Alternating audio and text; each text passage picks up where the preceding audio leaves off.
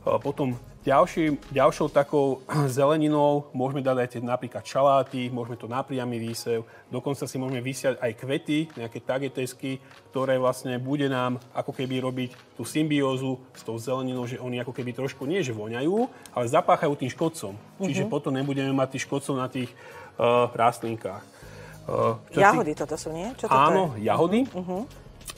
Jahody, vlastne táto celá sadba, keď jahôd teraz ju vyťahnem, tak táto bola vlastne sadená pred 2 týždňami z Frigo sadenice. To bola taká chladená sadba. Pozrite sa, aká krásna sadenička pripravená teraz už na výsadbu v marci. Už nám to ani neomrzne. Ak by tam boli nejaké kvety, treba tam dať nejakú fóliu. A čo, tí zmrzli vôbec neprídu už ako? To je dohodnuté? Určite prídu, ale zase máme nejaké špeciálne nástroje na to, aby sme si uchránili tú pôdu. A najmä s tou cibulou, mrkvou, nejakými jahodami, cibulovinami, tie mrazy nám tam neuškodia. Perfektné. Jahodky to sa naozaj za 2 týždne takéto krásne? Áno. Veľmi sa z toho teším. A dokonca potom, ak nasadíte sa aj takúto krásnu jahodu, tak zhruba za mesiac a pol máte krásne jahody. Ešte z takejto malej sadeničky. Áno, od vás vám verím všetko, pretože vy ste naozaj odborník a okolo vás všetko krásne rozkvitá.